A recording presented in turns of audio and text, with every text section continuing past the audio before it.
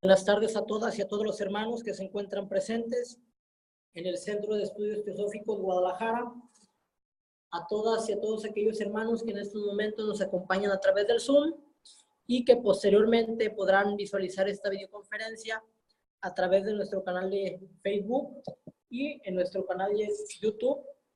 El día de hoy, domingo 21 de abril del año 2019, continuamos con el programa del curso básico de Teosofía 2019. Nos corresponde analizar y comentar la lección 10ª, denominada El papel del mal. En esta lección, mis hermanas y hermanos, veremos 3 temas.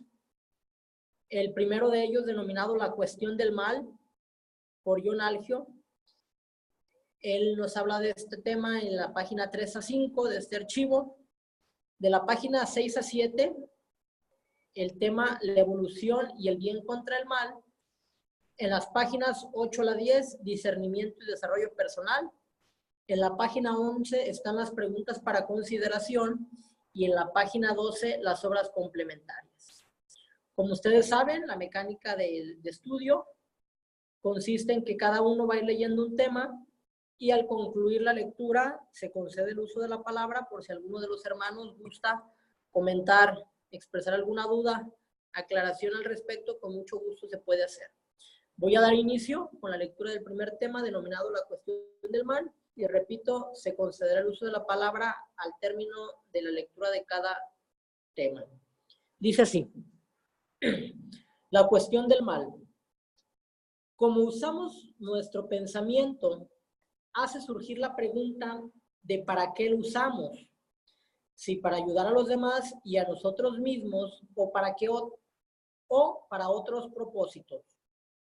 Y esto a su vez nos trae la vieja cuestión sobre la existencia del mal en un mundo que se originó a partir de una buena fuente, que ya examinamos en el capítulo 6 como el problema del dolor o teodicea, es decir, la justicia divina.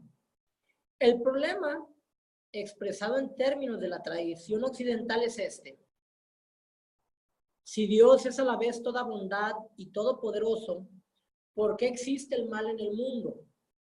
O puesto en un lenguaje más teosófico, si el principio primordial divino está en todas partes y en todas las cosas, y si todo en el universo tiene su origen y naturaleza en este, ¿por qué debemos pasar por un largo proceso de evolución para alcanzar la perfección?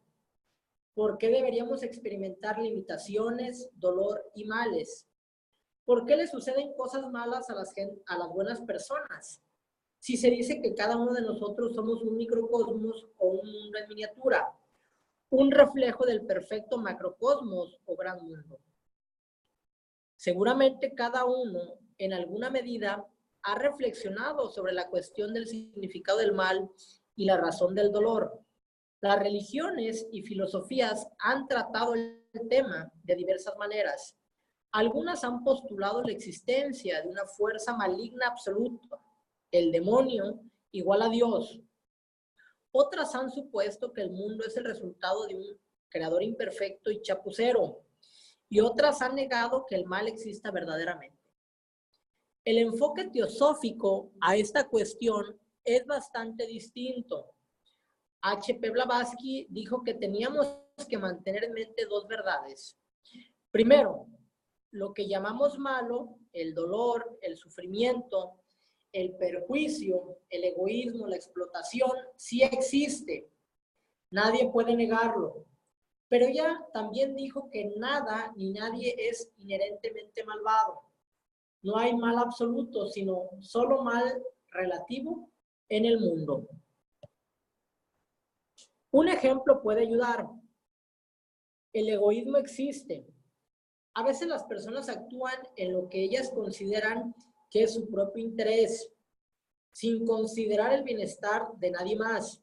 Eso es egoísmo.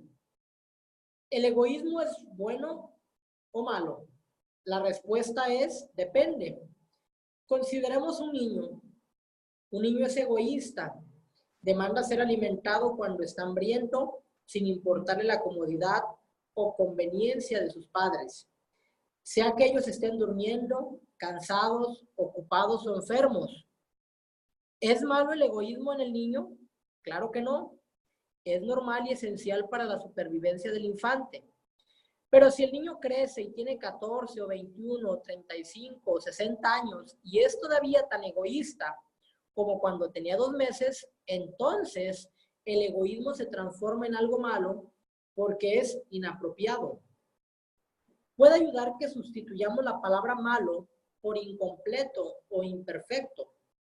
La teosofía postula un absoluto que es incondicionado e inmanifestado, pero desde lo cual se manifiesta periódicamente un universo condicionado objetivo. Esta manifestación, siendo una expresión limitada, parcial de aquello que es completo y sin limitaciones, es necesariamente imperfecta. En este universo objetivo y relativo, nada sucede excepto en relación con alguna otra cosa. Y en el comienzo mismo de la manifestación se establece un principio de dualidad o polaridad. Por lo tanto, todo lo que existe tiene su opuesto, no en un sentido absoluto, sino en términos de relación. La maldad, al igual que la bondad, no existen en y por ella misma, sino solo en relación con su puesto y su contexto. Los hombres bomba terroristas que se inmolan a sí mismos creen que lo que están haciendo es correcto, que promoverá la causa de la justicia para su gente y que les valdrá un lugar de honor en algún paraíso. Y otros creen que ellos están en un error y que lo que hacen es malo. Esta diferencia de creencia significa que no hay modo de distinguir el bien del mal, no en absoluto. El bien es relativo a la evolución y la evolución tiene dos grandes fases. En la primera fase, el universo se mueve hacia una materialidad, inconsciencia y separación constantemente crecientes. Durante esa fase, todo lo que promueve dicho movimiento es bueno, pero esa primera fase es seguida por una segunda, que es en la que estamos involucrados en este momento, en la cual el movimiento se ha revertido. En nuestra etapa de evolución, lo bueno es aquello que está acorde con una progresión desde la materialidad, la inconsciencia y la separación, hacia la espiritualidad, la conciencia y la unidad. Desde el egoísmo, ignorancia, coerción y discordia, hacia el altruismo, conocimiento, libertad y armonía. Los hombres bombas suicidas están equivocados acerca de lo que es correcto. Su error no altera qué es lo bueno o cuál es el curso de la evolución. Lo divino mismo tiene una naturaleza dual de acuerdo con la Biblia, aunque en general la dualidad divina parece haber sido ignorada por quienes citan las Escrituras. En Isaías 45:7 encontramos las palabras, se abre la cita. Yo formo la luz y creo la oscuridad, yo hago la paz y creo la maldad, yo, el Señor, hago todas estas cosas. Se termina esa cita y se abre otra nueva. En Amos 3:6 se abre la cita y dice, ¿habrá maldad en una ciudad sin que el Señor la haya creado? Se cierra la cita. Lo bueno y lo malo son reales, pero relativos al curso de evolución, no absolutos, autoexistentes. Cuando las acciones están fuera de lugar, en relación errónea, con sus circunstancias, son malas. Bueno, se concede el uso de la palabra para comentar este primer tema denominado la cuestión del mal. Si alguien quiere comentar algo al respecto, sirva levantar la mano, o mis hermanos que están a través del Zoom también pueden utilizar la opción de levantar la mano y con mucho gusto se les concederá la palabra. ¿Alguien que lo desea? Mi hermano Gavino en el Centro de Estudios Teosóficos de Guadalajara ha solicitado la palabra. Tienes la palabra, hermano. Gracias. Efectivamente, hay que saber apreciar cuando hay cosas que son incorrectas, que son inadecuadas, inapropiadas, puesto que eso nos va a hacer sentir que estamos conduciéndonos por un camino equivocado. Para ello, creo que también es conveniente tener en cuenta la cuestión moral, que va muy intrínsecamente ligada con la cuestión de ver lo correcto y lo incorrecto, lo que está moralmente bien hecho y lo que es moralmente incorrecto. Luego también tendríamos que hacernos un planteamiento ético en el sentido de cómo podemos, a través de una conciencia y de una percepción de lo correcto, estaríamos aplicando juicios de valor que tengan un alto contenido ético. Entonces, creo que esto es bien importante, porque desde luego que siempre estará presente el mal en el mundo por aquellos que obran mal, por aquellos que están actuando en forma contraria a lo que es moralmente correcto. Pudiéramos ejemplificarlo esto en quienes se dedican a hacer perjuicios en las cosas de otros, ajenos, en la delincuencia organizada, en fin, quienes se dedican también a las cuestiones de narcotráfico. Entonces hay muchas cuestiones que ahorita del mundo nos están invadiendo precisamente porque no tenemos una conciencia clara de lo que es moralmente correcto y lo que es incorrecto. Entonces, yo claro que estoy de acuerdo en que debemos siempre tener un análisis y una reflexión sobre nuestro modo de ser, de pensar y de actuar. Gracias, mi hermano, por tu aportación. ¿Alguien más que guste hacer uso de la palabra para comentar este primer tema denominado la cuestión del mal?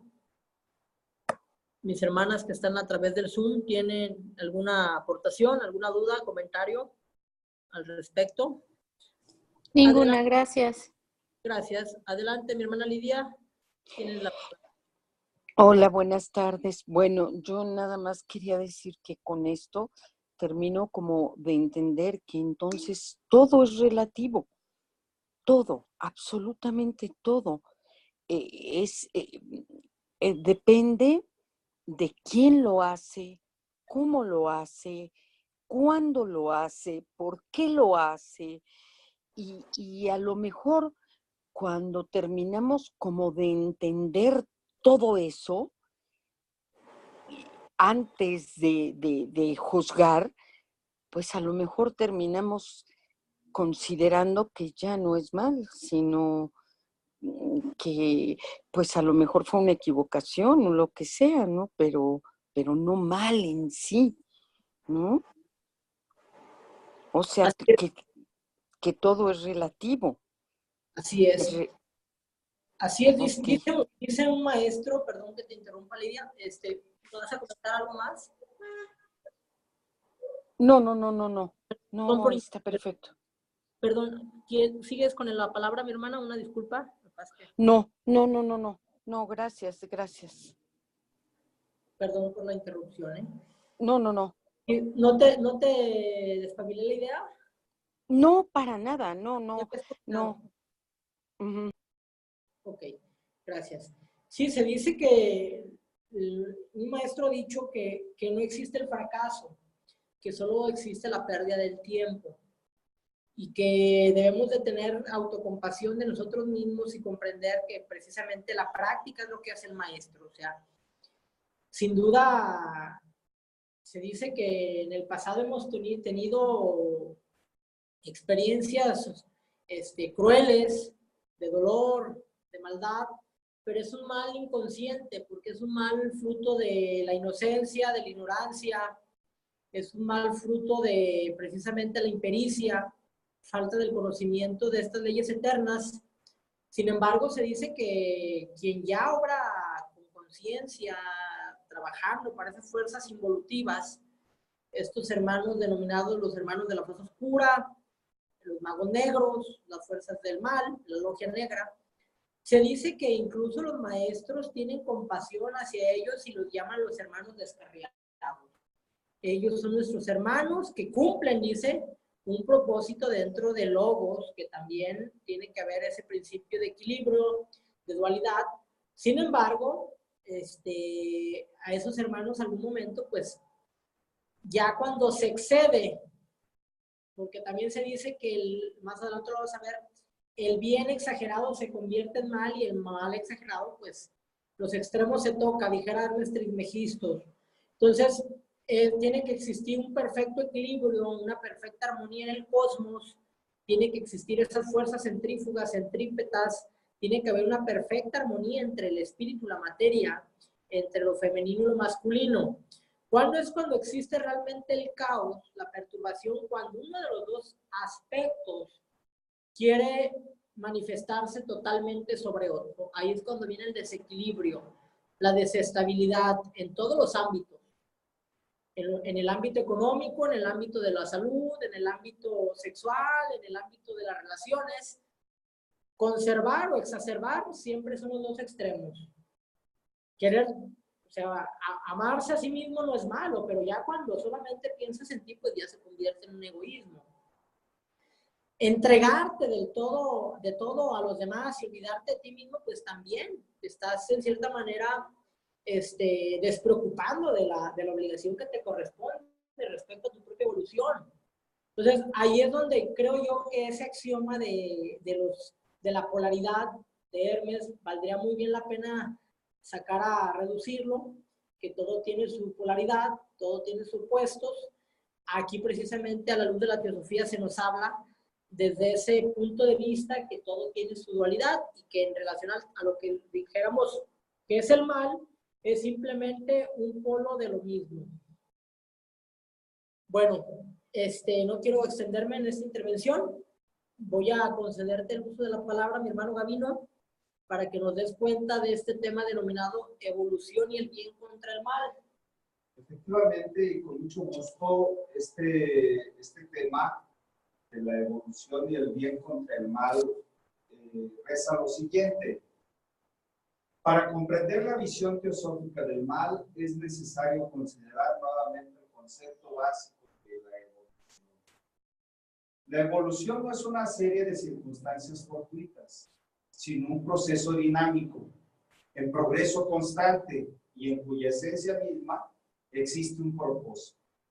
Es el plan por el cual el universo manifestado cumple con su objeto. Eones atrás, las unidades espirituales que se convertirían en mónadas siguieron el camino descendente de evolución, adquiriendo experiencia esencial en los reinos de vida inferiores, para finalmente alcanzar el reino humano. Las mónadas entonces comenzaron su viaje de regreso a su casa, un viaje que produce una conciencia en expansión constante y una creciente capacidad de percepción. Como resultado de la conciencia humana, los hombres tienen el peligroso don de la elección.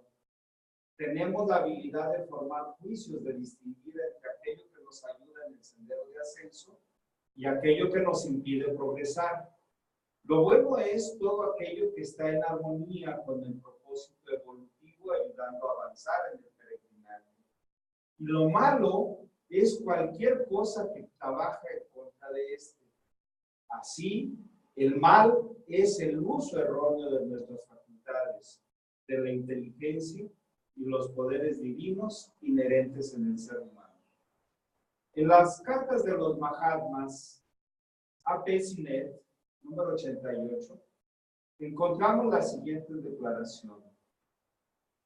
Y entre negritas y cursivas, entre comillas, no más que el bien es el mal, una causa independiente de la naturaleza.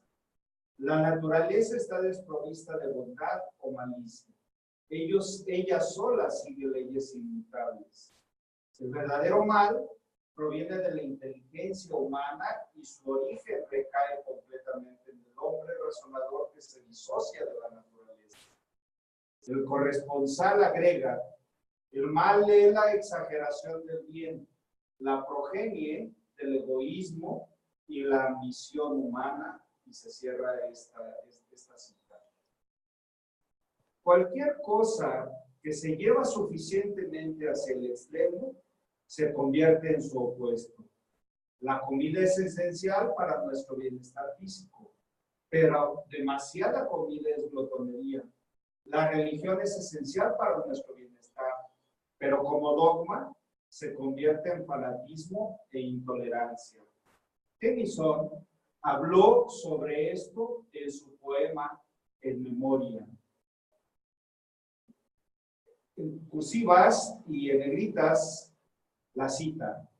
Lo viejo cambia, dando paso a lo nuevo, y Dios cumple sus propósitos en muchas formas. No vaya a ser que una buena costumbre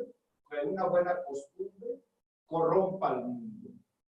Cuando comprendemos el verdadero significado de la evolución, el bien y el mal se transforman en algo menos misterioso. Bueno, es todo lo que funciona en armonía con el desarrollo del universo. Malo es aquello que se opone a esto.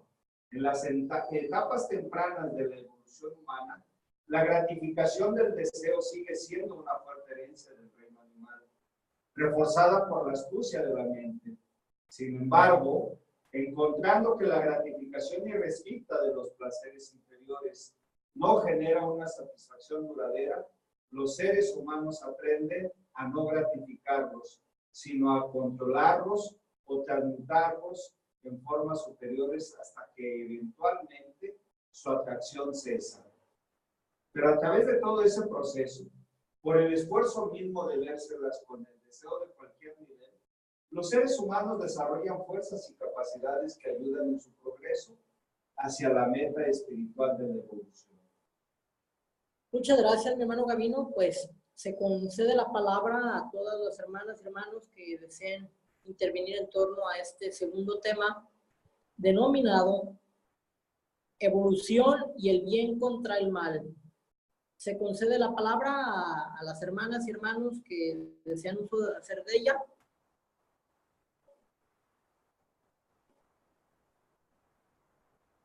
Mis hermanas del Zoom, ¿todo bien? Ok. Bueno, adelante. Yo quiero recalcar una cosa que me parece muy importante. Si nosotros estamos en contra de las leyes de la naturaleza que son inmutables, que son perfectamente identificables como perfectas, y entonces nosotros con esta capacidad de inteligencia las trastocamos, entonces nosotros somos los que estamos actuando mal. Y es un claro y sentido común que no debemos trastocar las leyes de la naturaleza. ¿Para qué? Para que nosotros estemos en consonancia con ella.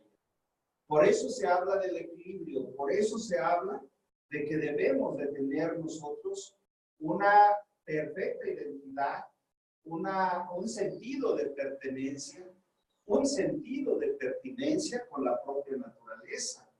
Porque si nosotros entonces trastocamos esas leyes inmutables, nosotros somos los que estamos actuando mal en consecuencia.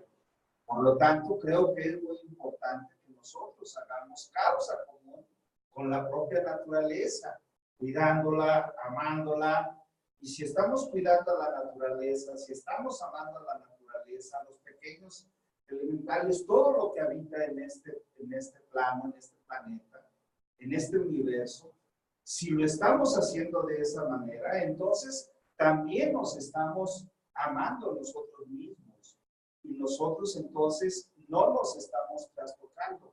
Por eso se habla de algunos aspectos que debemos siempre ser condescendientes con todo lo que está a nuestro alrededor, sin caer en los excesos, sin caer en las cuestiones que nos lleven por un sendero equivocado. y no hay sendero equivocado si nosotros actuamos en consecuencia con las leyes inmutables de la naturaleza. Gracias, mi hermano Gavino, por vuestra intervención. ¿Alguien más desea hacer uso de la palabra aquí del Centro de Estudios? Hermano Ricardo, muy bien. Mis hermanas Erika y Lidia, sirvan, si desean hacer uso de la palabra, hay una opción que es levantar la mano. Pueden levantar la mano para solicitar la palabra y con mucho gusto se les concede. Ok, ¿todo bien entonces? Bueno, entonces, para concluir este tema, se dice que los egipcios cuentan que el hombre primero ha de ser malo, dicen los egipcios, el hombre primero ha de ser malo. ¿Cómo conocer el mal si no lo experimenta uno? Y después dice, y después el hombre ha de ser bueno. ¿Cómo vas a ser bueno si no conoces el polo opuesto? Si no fuiste malo antes, y cómo vas a saber qué es lo bueno si no conoces lo malo? Y después dicen, y el hombre bueno se hará justo. Para ser justo tenemos que conocer los dos platos de la balanza, los dos polos opuestos para conducirnos por la senda del medio. Y por último decían los egipcios, y el hombre justo después es sabio. Entonces, sabio es precisamente aquel hombre, aquel maestro espiritual que ya ha recorrido esas tres aulas, la aula de la ignorancia, el aula del aprendizaje y el aula de la sabiduría. El aula de la ignorancia somos completamente, mayormente, negligentes, egoístas, ignorantes, transigentes, causamos daño a nosotros y a los demás. Eso se puede considerar que es el aula nociva o de lo malo. Pero después el ser humano, a través del dolor, de las limitaciones, de las restricciones, del sufrimiento, las penas, poco a poco empieza a desarrollar en él los germes del bien. El vicio se transmuta en virtud. Entonces es cuando ingresa al aula del aprendizaje, el alma, y es cuando se puede considerar que a partir de ese momento empieza a conocer lo que es lo bueno, lo bello y lo verdadero, y los primeros atisbos, las primeras vislumbres de lo justo. Pero es precisamente en esa aula de la sabiduría cuando el hombre que ya es justo, que ya conoce los poderes de la diestra y la siniestra, que ha optado a hollar el camino de en medio, el óctuple noble sendero, el sendero de los iniciados, la columna de en medio, que es la que establece el árbol de la vida, de la Kabbalah, es cuando ya el hombre empieza a hollar el sendero de la justicia y al recorrerlo finalmente se conducirá en un sabio. ¿Quién es un sabio? Es un hombre que conoce las leyes divinas y las aplica para bien de sí y de todos los seres con los que está en interacción. Entonces, aquí vemos precisamente por eso evolución y el bien contra el mal.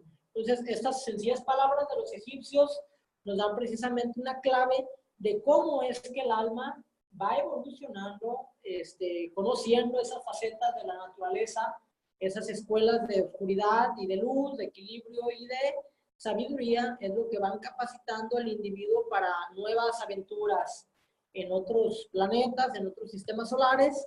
Grandes hazañas nos esperan. Bueno, por último, el autor ha desarrollado un tema, ya que nosotros comprendimos lo que es la cuestión del mal, el mal visto a la luz de la evolución. Por último, él desarrolla un tema que se denomina discernimiento y desarrollo personal. Y para tal efecto, te vamos a conceder la palabra, mi hermana Lidia, para que nos puedas ayudar con la lectura de este tema, por favor. Sí, cómo no. Dice, discernimiento y desarrollo personal. El mal, y entre paréntesis dice, aquello que está fuera del lugar, se cierra el paréntesis, tiene varias funciones en la economía del cosmos. El coraje solo se cultiva enfrentando lo temido. La fuerza física se desarrolla usando los músculos del cuerpo contra algún tipo de resistencia.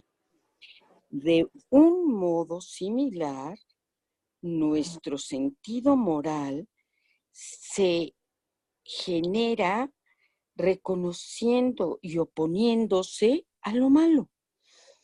Cuando actuamos erróneamente, el resultado es el dolor y a través de él adquirimos discernimiento. Aprendemos que lo que puede ser bueno en pequeñas dosis se convierte en malo cuando está en demasía. Y entre comillas y negrillas dice, el mal es la exageración del bien. Se cierran las comillas. Se dice que el discernimiento es el primer paso en el sendero, esencial para nuestro avance. Y este discernimiento es la habilidad de hacer la elección correcta, la elección entre aquello que nos ayuda a dar un paso hacia adelante y aquello que nos demora o que incluso nos hace retroceder. Aprendemos muchas cosas a través de la experiencia del dolor, el cual no es un castigo, sino la inevitable consecuencia de que la ley de acción y de la ley de acción y reacción.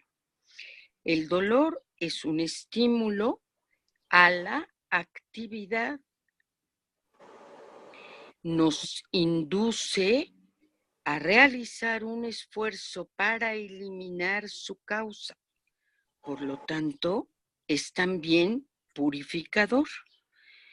El poeta inglés John Keats escribió, entre comillas y negrillas, dice, ¿no ves cuán necesario es un mundo de dolores y problemas para educar nuestra inteligencia y convertirla en alma?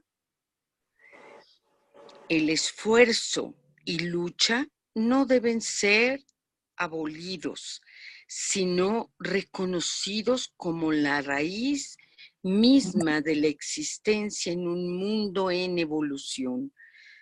Todos nosotros somos, en cierta medida, maliciosos, orgullosos, agresivos, despreciativos, intolerantes y egoístas.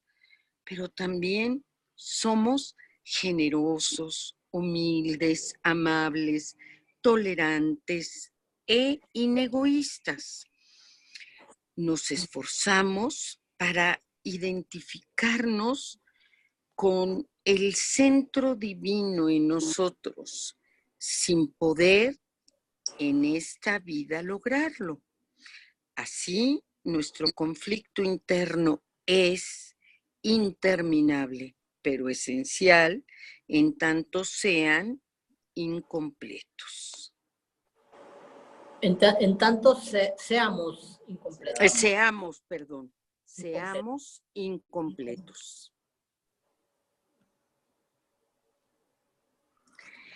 Sri Aurobindo escribió, entre comillas y negrillas, dice, la tarea impuesta sobre el espíritu nacido en este universo material para ser la de crear. Parece ser la de crear a partir de materia un templo de la divinidad. Se cierran las comillas. Rabindranath Tagore, el sabio poeta indio, escribió en cierta oportunidad, entre comillas y negrillas, dice, sabemos que los males son, al igual que los meteoros, fragmentos de vida extraviados que necesitan de la atracción de un gran ideal para ser asimilados a la armonía de la creación. Se cierran las negrillas. Cuando miramos hacia el cielo a la noche, vemos multitudinarias estrellas y planetas moviéndose en patrones ordenados a través del firmamento. Comparativamente hablando, solo unos pocos meteoros siguen su propio curso azaroso, pero incluso los meteoros son atraídos a la órbita natural de algún planeta que funciona acorde con la ley, siendo así disipados. Ya que nosotros somos en realidad ciudadanos del universo, respetuosos de la ley, podemos tratar a los meteoros y entre signos dice los males en nuestra propia naturaleza, se cierran los signos como cosas temporarias y permanecer confiados a la bondad natural del orden divino dentro de nosotros, que sabe cómo vérselas con ellos. La teosofía no se concentra en la vileza del pecador, sino en la potencialidad de santo en todos nosotros. Esto nos sugiere que más que perder nuestro tiempo viendo lo peor en el universo, en astros y en nosotros mismos, entre guiones o tratando de pretender que las cosas malas no existen, se cierran en los guiones, debemos elevar nuestra conciencia hasta el nivel donde el mal no puede expresarse. En un mundo donde la lucha y el esfuerzo son inevitables, es posible vivir con una convicción interna que arroja luz a los lugares oscuros y trae alegría a las vidas tristes. La paz viene cuando aceptamos la naturaleza del mundo, la naturaleza del esfuerzo, de la lucha, con un sentido de desapego inegoísta, confiando en que el amor vencerá al odio y el orden al desorden, no solo para nosotros como individuos, sino para toda la humanidad. Gracias, mi hermana Lidia. Vamos a concederte la palabra, mi hermana Erika, para que nos puedas ayudar con estos últimos párrafos de esta lección, por favor. Muy bien. Gracias. Cada uno tenemos nuestras propias victorias que ganar, nuestra propia ignorancia que disipar, nuestra propia luz que encender, hasta que la batalla entre el bien y el mal se resuelva. A medida que subimos por la escalera de Jacob que conecta el cielo con la tierra, la competencia se torna en cooperación, avaricia en amor y mal en bien. Una breve guía para ese ascenso es el escrito de H.P. Blavatsky llamado La Escala de Oro.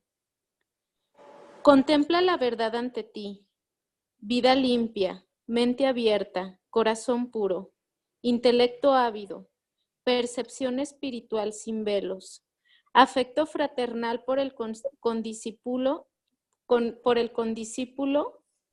presteza para dar y recibir consejo e instrucción, leal sentimiento del deber hacia el instructor, obediencia voluntaria a los mandatos de la verdad. Una vez que hemos puesto nuestra confianza en ese instructor y creemos que él la posee, valeroso ánimo para soportar las injusticias personales, intrépida declaración de principios, valiente defensa de los que son injustamente atacados, y mirada siempre fija en el ideal del progreso y de la perfección humana, que nos revela la ciencia secreta. Gupta Vidya. Tal es la escala de oro por cuyos peldaños el estudiante puede ascender para llegar al templo de la sabiduría divina. Así es. Otro término de teosofía es Gupta Vidya o Brahma Vidya. Aquí lo emplea Blavatsky, este término de Gupta Vidya, para demostrar también la sabiduría o ciencia secreta de teosofía. Bueno, pues con estas bellas palabras de... Gracias, mi hermana Erika. Sí, gracias. Con estas bellas palabras de Elena Blavatsky, denominada la escala de oro, damos por culminado la fase teórica de esta sesión. Me gustaría, si alguien quiere hacer uso de la palabra para comentar lo comentado en las 3 lecciones, en las tres temas aquí expuestos, con mucho gusto. Sí, ¿me regresas, por favor? Creo que es muy importante. ¿Esta cita? Sí.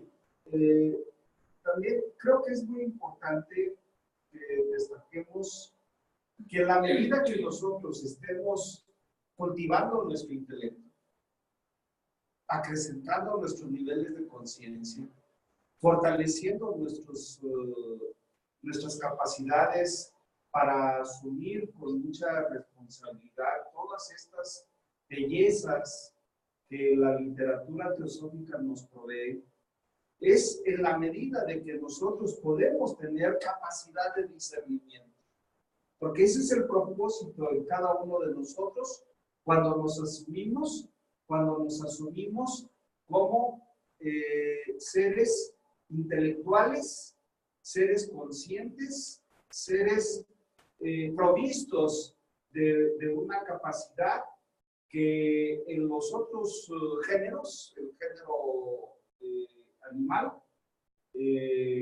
no lo tiene. Pero sí nosotros debemos de tener cómo ser, es decir, nosotros debemos de tener perfectamente identificado el deber y el deber ser. O sea, la propia sociedad misma nos impone deberes, pero ¿cómo debemos de ser ante esos deberes? Entonces, ustedes como abogados saben perfectamente que la representación de la justicia está precisamente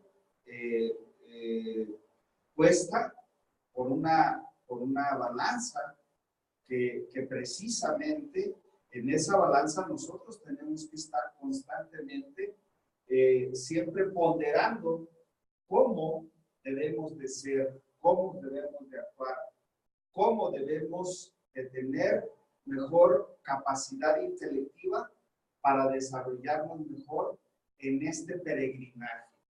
Porque debemos también asumir que somos peregrinos, que debemos de estar hollando en el sendero precisamente para encontrar la luz, para encontrar la verdad que nos hará libres.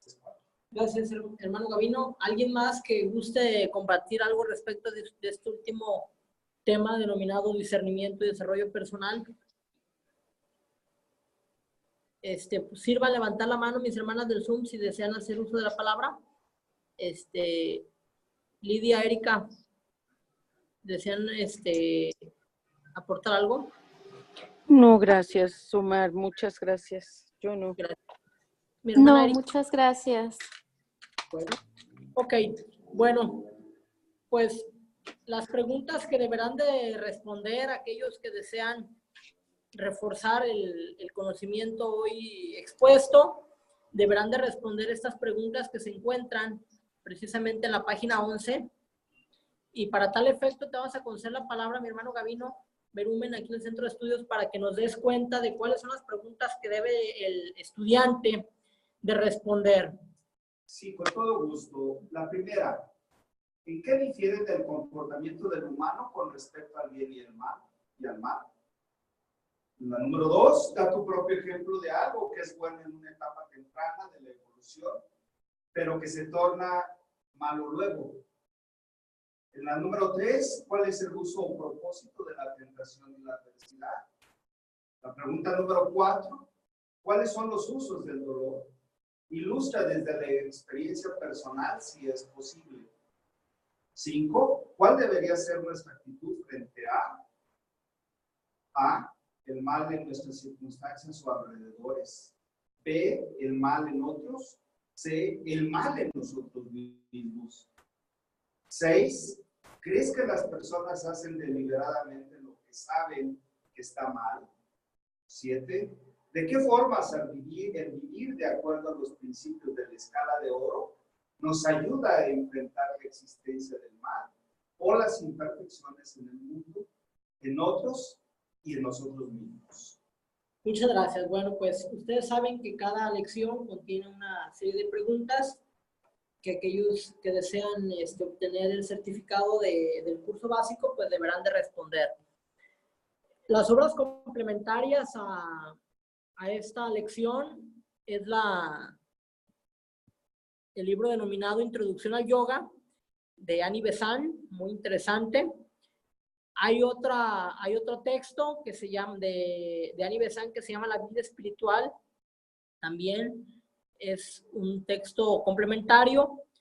Dentro de la clave de la teosofía, la autora Elena Blavatsky ha establecido un capítulo denominado Lo que no debe hacer el teósofo. Y hay una obra muy interesante de J.J. van der Leeuw denominado Dioses en el destierro, donde él ha hecho un capítulo denominado El drama del alma expatriada. Está muy interesante esta obra, este capítulo, si lo pueden checar. Y de la obra Un libro de texto de teosofía de Charles Webster Leadbeater, él hace el capítulo 10 denominado Frutos del estudio teosófico. Estas obras, como ustedes saben, se anexan en cada una de las sesiones. Ustedes pueden acceder a ellas. Por ejemplo, este es el material complementario. De la página 3 a la 9 tenemos la obra de Annie Besant, La vida espiritual para el hombre del mundo. Página 10 a la 17, La clave de la teosofía. De la 18 a la 27, Dioses en el destierro. Y de la 28 a la 37, un libro de texto de teosofía. Entonces, estas obras complementarias pues son para aquellos que quieran ampliar su acervo, quieran profundizar respecto al tópico en cuestión. Y pues bueno, si no hay más que comentar, mis hermanos, damos por clausurados los trabajos del día de hoy. ¿Alguien quiere hacer alguna? Sí, nada más recomendarles a nuestras queridas hermanas del Zoom y a quienes siempre estamos contemporizando aquí en el Centro de Estudios, que estas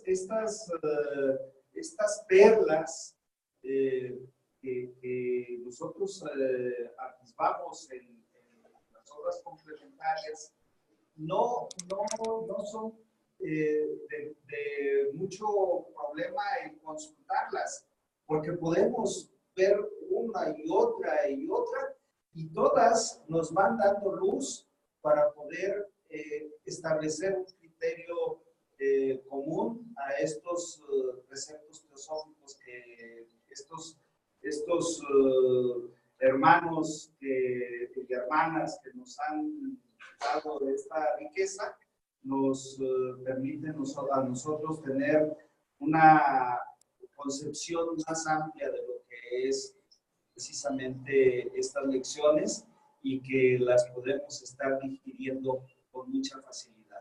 Así es, gracias, mi hermano Gabino. Y sobre todo que ya les ahorramos al estudiante pues la pena de buscar el libro, seleccionar el capítulo. O sea, aquí, porque en el curso básico decimos, ella te cita, ¿sabes qué? ¿Quieres obras complementarias? Está el libro, ¿no? Pero ya les estamos haciendo ese trabajo al estudiante. Ya no tiene que buscar la obra, no tiene que extractar, o sea, ya le estamos poniendo precisamente en bandeja de oro y de plata estas obras complementarias, pues, para que poco a poco vaya enriqueciendo ese vocabulario teosófico que vaya comprendiendo otras perspectivas de otros autores en torno al tema que se discute, que se estudia, y sobre todo, pues, que vaya ahí comprendiendo que hay diferentes autores teosóficos que ahí pues, se pueden generar antítesis y a fin de cuentas, pues el estudiante tiene que llegar a su síntesis, sacar su conclusión. Por eso es muy importante el cuestionario, porque ahí es donde tú vas a plasmar realmente tu concepción, vaya, tu síntesis de todo lo expuesto. ¿Querías hacer uso de la palabra, mi hermano Ricardo?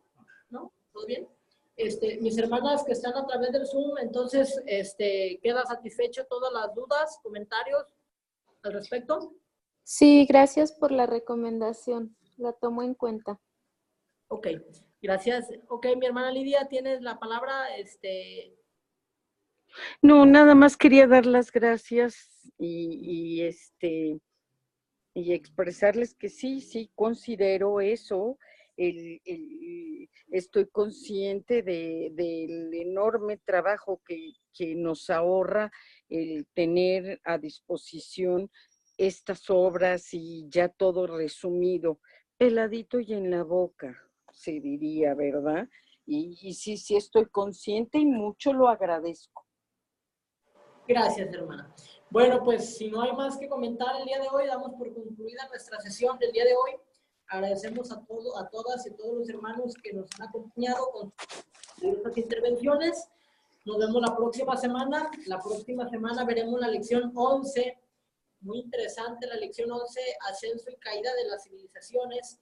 Veremos cómo ha ido evolucionando este logo solar, el logo planetario, cómo la humanidad hemos hecho un tránsito a través de diversos planetas, cómo tenemos que pasar por esos planetas en diferentes planos, dimensiones, realidades, cómo tenemos que encarnarnos en distintas razas y subrazas, cómo es que hay civilizaciones que nacen, crecen, se reproducen y caen, mueren, y cómo vemos esta ley del ciclo, la ley del ritmo, de la periodicidad, la ley de la manifestación, la ley de la reencarnación de los globos y de cómo esas oleadas de vida ascienden y descienden. Es una lección muy interesante porque ustedes sabrán que la doctrina secreta, Blavatsky se refirió a dos temas, ¿no?